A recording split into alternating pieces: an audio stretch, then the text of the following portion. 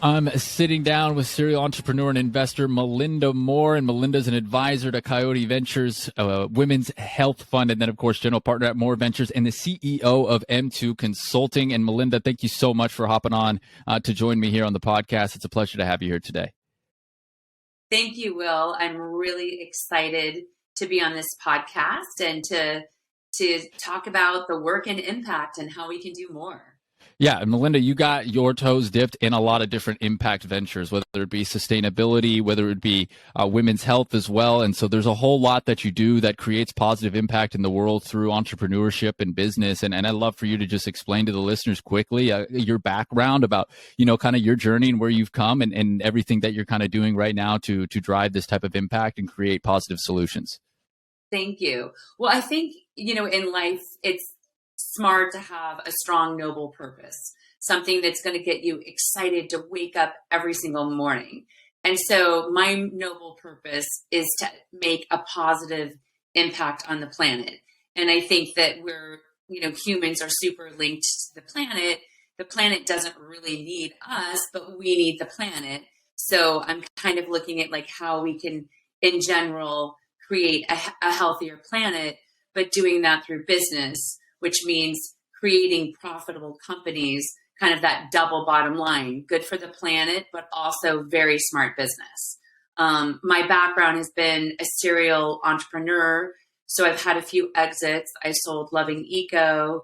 I took iConsumer public through a mini IPO. I also sold STV Communications to Sonic Foundry and advised Love Goodly, and we sold that to Novica. So as an operator and having raised money and take things all the way to either IPO or some sort of exit, it's given me tremendous experience. And I'm applying that experience now towards investing in other companies and helping them scale. And so that's with my work at Coyote Ventures, which is focused on women's health, which is a $1 trillion opportunity. But what we saw in the market was there's well over 1,000 startups in health and wellness, but there's literally less than 10 VCs that are actually serving that industry. So we feel that there's a great opportunity there. Absolutely. And Melinda, one of the things that drew me to you and made me want to reach out and have a conversation with you is the fact that you are kind of in this space of impact, whether it's through sustainability, where we could have a whole separate conversation about your sustainability ventures and what you're doing there. And obviously today we're going to talk a lot about the women's health space and what you're doing with M2 Consulting as well. But that's what really kind of drew me, because you seem to just be impacting in many different channels and areas. And one of the things that stood out to me is on that last point you said, when you talk about these women health companies. I have a client that I work for, a startup in the women's health space, and I work with them, and they're doing fantastic work. But you look at the ventures, and I do a lot of research, and so I'm always looking at kind of these VCs and these funds. And you were the first one that kind of came across. I was like, oh, women's health or health and wellness in general. This is really interesting. So that really kind of drew me to you as well. So just explain to me why you think that is, because to me, it should be a no-brainer. Health and wellness is one of the most important things that we can do for ourselves as humans. I mean, without our health, we're quite literally nothing. So just kind of give me your thoughts a little bit on maybe why there hasn't been as much maybe investment or focus on terms of the fund side on the health and wellness kind of startups. Yes, it's an interesting scenario. So I think when you're talking about women's health, people typically invest in what they know and what personally impacts them. And when you look at the larger venture space, 98% of money flows to male founders. Only 2% goes to women and less than 1% goes to minorities. So we have an incredible situation where there's great inequality. So I think, quite frankly, that is, when you look at the data, that's probably why, more money isn't going into sexual health and wellness, menopause, early detection of breast cancer, endometriosis, UTIs. And then when you look at it even more, 40% of the money in health went to fertility, but there's so many other areas of opportunity that we think at Coyote Ventures that we're very excited to invest in and help grow. On some positive news this week, Serena Williams just said that she's evolving, not retiring, which I love. And Serena Williams has a fund of over 100 million, and she is making investments in health and wellness. And in fact, in a company called Wiley, which is focused on menopause and products for women over 40, Coyote Ventures invested in Wiley, and then Serena Williams and her fund came in with $1 million. So I do think it's phenomenal to see some of these high-powered women like Serena and others, Reese Witherspoon, Gwyneth Paltrow, others coming in who have capital and they're putting it behind women. And I think we're good when you see women supporting women and women supporting female-founded companies and they're successful, then you'll see the cycle of more money going in. But that is going to take some time, and we have huge inequality right now. Yeah, that's a great point about Serena Williams. I read that article as well. I wasn't aware she even had that fund. And then I saw that and I was like, oh, that's so cool. And, you know, the term evolving, right? I mean, I definitely think Serena Williams is the type of athlete where her biggest impact may not be on the tennis court. You know, it might be much more in her retirement years as well. And the type of impact that she can make there as such, like you said, a high profile figure, one of the most famous athletes on the planet, arguably the most dominant athlete in her sport in the history. So, I think she just announced today, I saw an investment in women's health around fitness, because there's a historical, so many of top athletes, whether they're gymnasts, tennis players, what have you, they do struggle because of so much pressure with mental issues. And so she just announced that this morning.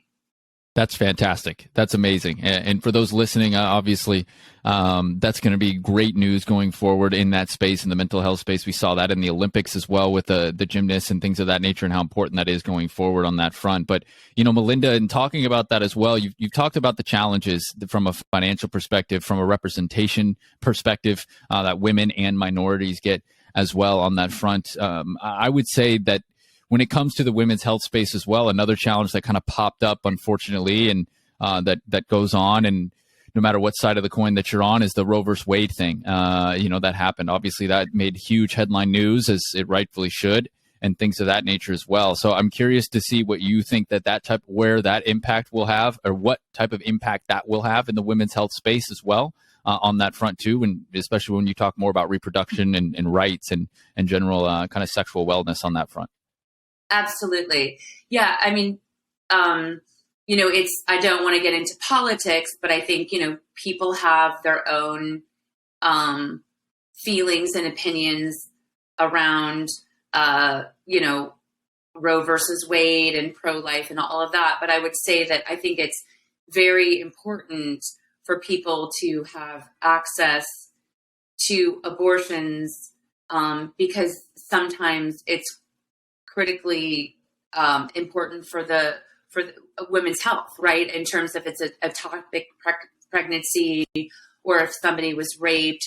Sadly, and this is, you know, a 10-year-old was raped in Indiana, and then they had to try to figure out how do you take her across the border. And then very recently this week, Facebook revealed chats of a mother and daughter, because the daughter was pregnant really young and everything. And now that's actually, it's a felony. So she's being indicted for a felony for accidentally getting pregnant. And I think that moment in history where the Supreme Court said, you know, pretty much under no circumstances, so whether you're raped, whether it's literally sacrificing the health of a woman through an ectopic pregnancy where basically both the baby and the mother can die, I feel that it's important, again, for the health of the mom, that to be able to have access to options, abortion pills, all of that. So Coyote is going to, you know, we're looking to make investments both with women abortion pills. We're actually looking at a male birth control type of solution. And I just think it's important because it is linked to overall health. And there are going to be, sadly, many women that will end up dying. So that's why it's an important issue. And I was really proud that in Kansas, the people voted to support basically, the health of women. And when people are raped, that you can get an abortion. So I think what it did for me when I saw that is that I've got to really stand up and get behind women's health.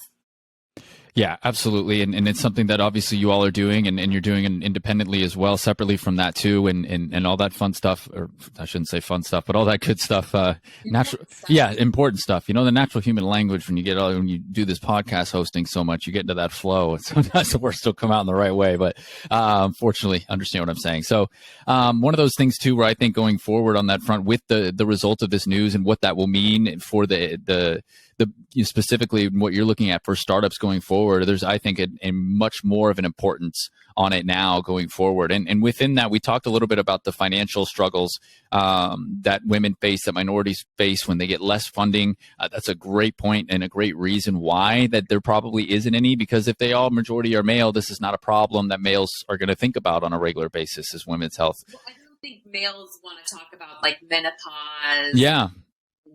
Menstruation in a board meeting, and it makes them uncomfortable. Mm-hmm.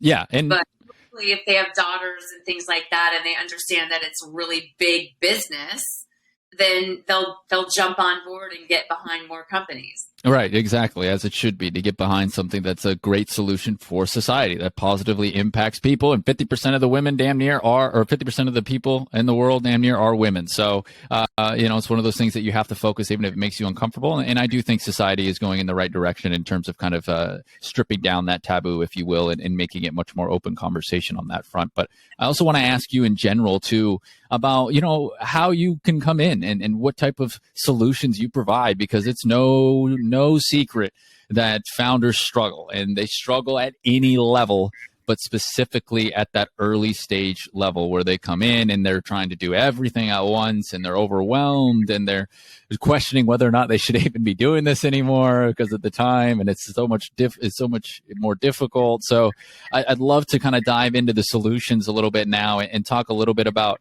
how M2, for one, in the future, what you got going on there, and then how Coyote Ventures as well steps in and helps these early stage founders grow and be able to provide that great positive impact that they're doing in the promotion of women's health and helping to eliminate that stigma and making sure that women have access and have an opportunity to improve themselves from a medical perspective. Exactly. So on the first front, so with Coyote Ventures, right now it's our first fund. So we're writing early stage checks in the amount of roughly $100,000. So that's what we're doing to actually, help founders in the health and wellness space. And then a larger solution as well is I have M2 Consulting, which basically helps startups scale with clarity and confidence. And so there's kind of three areas that we service. It's that financial area, so like outsourced CFO, financial planning, fundraising, because you really have to have a super solid understanding and have money in place in order to, launch your idea and have your company. And then obviously marketing, performance marketing, growth marketing, content, all of that around being able to help support the scalability of a company, and then strategic planning and helping with partnerships and that type of thing. So M2, which the website is m2consulting.biz, is basically going to help founders scale their companies. And I put together a network of over 30 partners that are working with me. And so that's really exciting to be able to come in and directly help people. Oh, it's beyond exciting. Over 30 partners. That's fantastic. What were kind of some of the feedback you got when you told these partners about, hey, this is what we're thinking about doing. This is what we're thinking about creating, and the type of feedback that you kind of got from them? Well, I think everybody was really excited because most of the people that I've selected are absolutely top of their field. So they came from CAA and, Deutsche and Chiat and all of these different agencies. And they were CFOs of Dermstore and Goop and all of that. And so when you bring together just those A-level players, a lot of them now with remote working and everything, they'd rather not necessarily be at a big company, but a smaller company. And there's a lot of satisfaction when you can really help early stage founders be successful. And so I think everybody's excited just because we are in an era of more remote working. And if you're really good at what you do, then you get to decide what clients that you get to work with, what projects, what type of companies. And so there's a lot more freedom there. So I think that this is definitely the future of the workforce. Yeah, I mean, a great point there with the remote and the opportunity to really just kind of go anywhere. I think you're primarily focused in the U.S. To start, though, correct? Yes, Yeah. correct. Yeah, but the same type thing is you can expand almost anywhere you want, which I think is interesting. I guess something that really came out of COVID that I don't know many people expected. I think it really just brought forward the process of remote work and things of that nature as well. But Melinda, I'd be curious to hear more about the key traits that you look for in startup founders, right? Like what are the things that you think drive success for a startup and particularly that founder and that CEO and the people that are in the leadership positions on that front? Absolutely. Great question. Because it's early stage, I'm definitely looking at the founder or founders and deciding, am I going to bet on this horse? Is this horse going to win, basically? And so it really goes down to having tremendous grit and hustle. I look for people that I think are never going to give up because being in the startup, it's like a roller coaster. You have high highs and low lows. I look for founders that have identified very unique white space opportunity in a large market where that I think that, it is something that could be, I don't love the word unicorn, but a unicorn where they have the right product market fit, the right consumer insights, and all of those things. You get to know somebody over time as you're doing the due diligence and you meet with them to kind of determine if you think they're going to win. And most people have to pivot at some point. So also comfortability with pivoting and I look for diverse teams too, because they tend to perform better through pivots and they tend to be run companies with greater capital efficiency.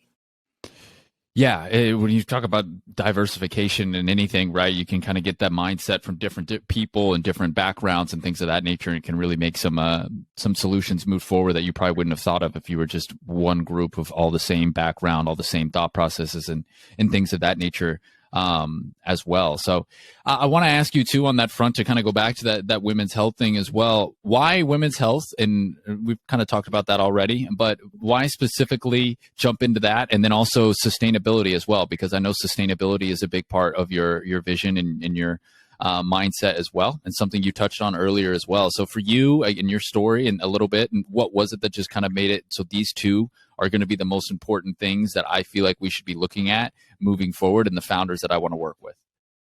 So, I'm a woman and I'm not 25 anymore. So for me, I'm recognizing how important health is. I work very long hours. It's super intense. I've been a founder and I feel like you're constantly running a marathon. So for me, optimizing my health enables me to follow my noble purpose, which is making an impact on the planet. So it's quite simple in that regard. When I did see rights being taken away from women, it was even more of a motivator to get involved, specifically with Coyote. With Moore Ventures, where I'm the general partner, I've been investing in the low carbon economy, so around regenerative farming, green building, alternative energy. And I think these things, as we're watching the news every morning, you wake up and it's like massive flooding in Kentucky, took out Yellowstone, Bangladesh, 104 heat in India with no air conditioning and infrastructure, and like sadly young children dying from just excessive heat. I mean, we even had in the United States, I think a couple thousand people died already this summer just from heat because they don't have the infrastructure of air conditioning and things like that. So I think it's imperative, and there's so much opportunity to basically rebuild the infrastructure in the United States. I'm focused on the United States. So in the United States, because you have to have clean air, you need to have food, water, and the planet is heating up. So it's going to be even greater threats to humanity. Absolutely. And it's going to affect people from all types, all over the world, all backgrounds, all things of that nature. It's a human issue. It's a human crisis. It's not just a nation crisis or anything like that. And we're one of the most ones responsible here in the U.S. So 100% good to put our resources here in the U.S. to ensure that. You're right. If you think about it, there will probably be in the next 10 to 20 years, hundreds of millions of climate immigrants. When you can't live in Bangladesh and you can't live in Jakarta because of massive flooding all the time, you're talking about moving 30, 40 million people from each of these cities. And so that's a huge, I don't know how I literally don't know how you move 40 million people. Unprecedented. That's 3 times the size of Los Angeles where I live. And I couldn't even imagine how to move 10 million plus, and just say you can't live here. This is no longer a safe place to live. Unprecedented. Going to be a huge challenge, and it's why it's great that you and your team and are putting forth those efforts to help trying to solve these issues and get it going forward on that front, because it's something that we need to be paying attention to, and also in the women's health space as well, right? I mean, if we have an opportunity to invest in solutions that are going to help women, particularly as we age, going forward, then that's something that we need to focus on as well. Because I mentioned earlier, without our health, there's quite literally nothing, so it's really important. Right? Yeah, you can't get up in the morning, you can't function. So, health is health of the planet and health of yourself, and they're linked, right? There's regenerative farming, and we're not putting herbicides, pesticides, then that means it doesn't go into, the soil, then you're eating the food, and you have a higher propensity to get different types of cancer because of all of the chemicals. So same thing with makeup. On average, women, if they're not conscious and they're not using natural products that are actually clean products, not because natural is a marketing word, but they're putting over 600 different chemicals into your body every single day through lipstick, concealer, mascara, shampoo, cream, all of that. We don't really think about that. And we need to think about that. And we need to be really wise about all the products that we create and everything that we're doing as creators of business. Yeah, I mean, we're in an age where we have more information than we've ever had as human beings. The amount of information that we have is overwhelming, and it's easy to look at it and get, pessimistic.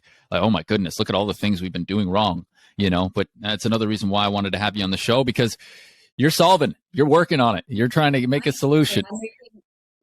I say one day at a time, one deal at a time, right? I mean, that's just, it does make me happy to be part of the solution, but I feel that it's still, and I love seeing when like Serena, who's just so powerful, gets in, but we truly need billions and billions, if not trillions of dollars put towards these huge business opportunities instead of relying on, part of the reason I think it's so slow is there's so much money in fossil fuels. There's so much money in not bringing electric cars onto the highway. And so it's hard because the people that have billions of dollars are protecting outdated industries. Yeah, it's a cycle, and you could even think of it trickling down like that to people whose jobs are dependent on those industries, right? And Of so those are course. everyday people, and it's yeah, People. it's just tough. It's a tough situation to get in, and it's not going to be a snap of your finger solution. I wish it was, but unfortunately, it's just not a feasible it's just not realistic. So I want to go back a little bit, and before we kind of dive into how startup founders can work with you and things of that nature as well, is I want to talk a little bit about the individual sectors that maybe you might be focusing on or isolating on within kind of women's health. Obviously women's health is incredibly broad, so we could talk, like you said, about companies that are creating clean products and enabling that so that's not messing with our DNA and things of that nature. I don't know if DNA is the right word. Don't quote me on that one. But It's not messing with like your body's there we go. chemistry, right? There you go. Your biome, your it can impact, you're made up of cells, Mm-hmm. right? And so you want healthy cells to replicate. You don't want cells that have, you know, cancer to replicate, for instance, Yes. right? Exactly. That's a much better way of putting it. Thank you so much, Melinda. But Yes. yeah, to finish, the area of expertise, which is why I'm going to ask you, within the industry itself, like what are some sectors that maybe within women's health that you feel deserve a big look at and some big importance? Exactly. So we're definitely looking at menopause and products for women over 40, because there are so many products for women over 40, but it's completely underserved. We're looking, and we just invested in MOD, which is around sexual health and sexual wellness. That's kind of taboo, but it's important. And then we're looking, obviously, we invested in Gabby, which is an early detection breast cancer company. We're looking at endometriosis. We're also looking at just mental wellness in general. I think that the more you're seeing more people be able to do simple tests at home, whether it's a hormone test or a peptide test or checking your blood sugar levels, all of these things, there's now going to be kind of B2C products. And so we're looking at, all of these areas. We are looking at fertility, but I do think 40% of the money there's money being thrown at fertility already, but those are some of the areas that we're looking at within women's health and wellness. How big of a role do you think education plays into this as well? Because to me, that seems to be maybe a little bit of an underlying topic that you've talked about a little bit here is, number one, things are taboo. You have people like myself. I mean, I will admit it. It makes me a little uncomfortable when women talk about that type of stuff because it's something I don't know. It's foreign. And it's just the product of my environment. And obviously I'm working to change that. So I'm not, that uncomfortable with it. And I think a big thing for me has been more exposure to education and learning about these things. Like I said, I have a client who's in the women's health space as well. And I look at all their blog articles and stuff and I'm like, whoa, this never occurred to me before, girlfriends, mention it and stuff like that. How much do you think education will play a role in kind of helping strip that taboo a little bit and making men more comfortable with it and making society more comfortable with it so that we do have some boardrooms with men and women and men openly talking about menopause and how and stuff like that so that there is those billions of dollars and more money is kind of coming into that? Right. Yeah. Are we going to be able to say vagina in the boardroom? Exactly. But it'd be around, a legit, business, right? And solving a real problem.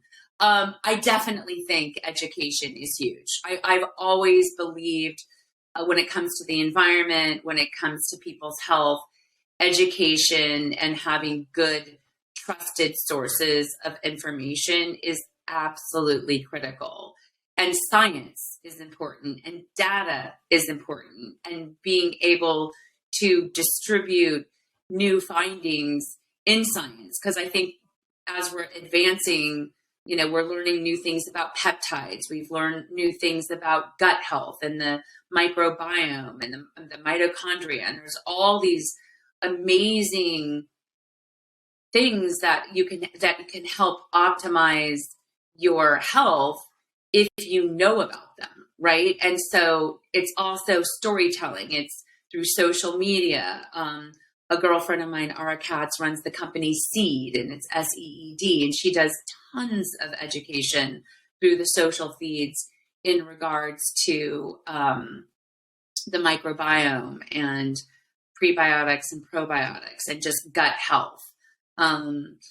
You see Gwyneth Paltrow with Goop, talking about, sexual wellness and sexual health and all of these things, and even Poosh, I guess, by the Kardashians. So I don't mean to mean all these celebrities, but the thing is that they do have influence. They have distribution. They're starting to share this with like people on TikTok or Instagram. And so it's starting to become a little bit more comfortable and not as taboo when you can talk about all of these things and you're sharing this through storytelling and products and education. Yeah, one benefit of having social media is really a tool that's used in a lot of bad ways, but also used in a lot of great ways as well for education and stuff like that. So I'd be curious to hear as well, Melinda, when you're investing in these companies and what you envision and what you hope to accomplish with these women's health, how do you hope the market and what that looks like in the coming decades? If you're sitting down, yeah, okay, go ahead. Like Jessica, who's the general partner at Coyote, we're like, okay, this is a $10 million fund. The next fund, we want to do a $100 million fund. We want to have $1 billion exits in this $1 trillion industry. And that's what we want to do. We want to have a huge impact. So 10 million is a great place to start, but you're going to have a much greater impact when you're in a fund that has 100 million. And then a fund that has $1 billion, because that's when you can impact more companies and have a greater impact. So it's pretty simple. It's a math equation, and we need more money. Money makes the world flows, and that's another important part of your investing and the tools that you're empowering people with.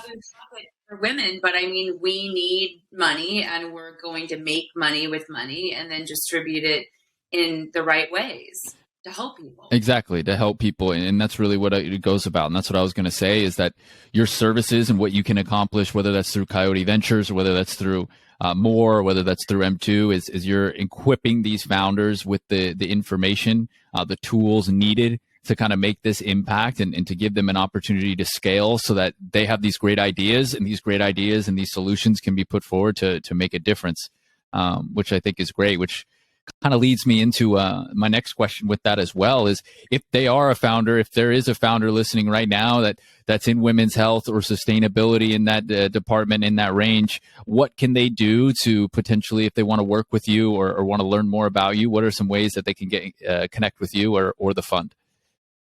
Probably, so the easiest way is my name. So my email is melinda@melindamore.com. So feel free to email. Just be patient, because I do get a lot of emails. And then also on LinkedIn. I am active on LinkedIn, and my name's Melinda Moore, and it shows Coyote and Moore Ventures and M2. So email and LinkedIn are the absolute best ways to get my attention. And so that's whether you want to share a deal that's early stage climate or women's health, or you need help scaling a company. Fundraising, finance, marketing, strat planning, all of those things, please reach out to me. It's basically a trifecta, right? I've got Moore Ventures, Coyote, and M2, and it's a trifecta for change. And it's an ecosystem that I've created to support entrepreneurs so they can bring their dreams to life and scale their companies with, clarity, confidence, and capital efficiency. So that, I love when Serena said, she's like, got to play to win. Got to play to win. You play to win the game. Yep, exactly. And that's exactly what you're doing in the world of business, right? You're playing and you're trying to win, and you're trying to beat out your competition to deliver that solution that you feel is going to have the most impact in whatever it is that you're doing on that front. Melinda, you mentioned so many different avenues where you got all of these startup founders' bases covered and things of that nature as well. But I'd be curious to hear, like, which one of the services do you find that startup founders particularly in that space, generally need the most help with in terms of the challenge. Because as I mentioned before, they're doing everything. They're trying to do everything, whether that's their finance department, their marketing department, their sales department, their technology department. I mean, everything that they're working on is usually on their own. So where do you kind of come in and you think the biggest emphasis should be put at, depending on the company? So there's kind of two areas. There's one area which is really around finance and fundraising. It's always a challenge to do that because you just have to hustle and you have to network and you have to be pitching your company to the right type of investors so that you're not wasting their time or your time. And that takes tremendous effort and a lot of research. So I can help distill that down because of the network that I've had for over 20 years. And then the second is when you do have some money and you have product market fit, how do you make sure that you're scaling the company with capital efficiency through marketing? And that's really performance marketing, which is critical because that's around getting customers, making sure you have the right messaging, the campaign, building lookalike audiences, and having numbers and metrics that look so good that when you go to get a Series A or a Series B or a Series C, you have people fighting to get into the round because all of the numbers and all of the data speak to how well you're doing. And that's ultimately where founders want to be. And so M2 Consulting facilitates with that just because our team and our network has so much experience. I mean, decades and decades of experience of success from taking startups and scaling them. Yeah, and that's the most important part that people need and look for is that experience to come in because as you said, in order to get that experience yourself and that networking just requires so much effort, so much time. And again, that's where it really struggles when you're already doing 600 million things at the same time, trying to scale your product, scale your business, and you're working your tail off to do so. So I think that's really important. Melinda, is there anything else that you'd like to touch on that maybe we missed throughout this episode that you feel is important to share with the audience? Sure. I mean, I think, first of all, entrepreneurship is not an easy path. So just recognizing that, making sure that you do have a strong, noble purpose, that you have team, that you have support around you so that you have the highest chance for success. And I'd also say, not everybody needs to be venture backed. I wrote the book, How to Raise Money, The Ultimate Guide to Crowdfunding, which is on Amazon. But I think that smart founders will look at all the different ways in which you can raise capital. And that's important, whether it's rewards-based, crowdfunding, equity-based, venture capital, working capital, getting money from angels, all of those types of things. You have to pursue all different avenues in order to achieve success. And again, I'm available at melindamoore.com. So please feel free to reach out to me so that we can have a conversation and I can learn more so I can potentially help you.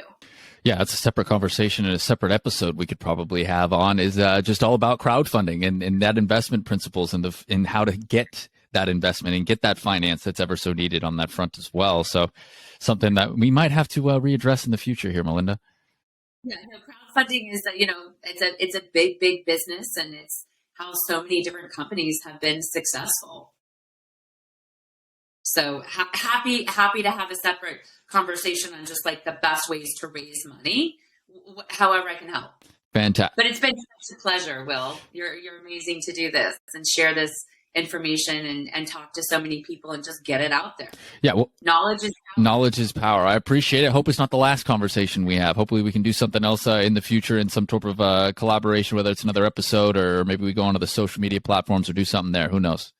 Yeah, we can do something live and take questions or something. Yeah, now you're really putting the pressure on me. All right. Yeah, fantastic. So Melinda, thank you so much for coming on the podcast. As always, we're going to make sure that people have access to all of those links that you talked about. We're going to be able to put that up for you within our show notes and, of course, across our social media platforms as well. And then on the newly released website that will be available for you too. But just a reminder that if you do want to reach out and you're hearing this and you're like, well, I don't want to wait for that, Melinda at melindamoore.com.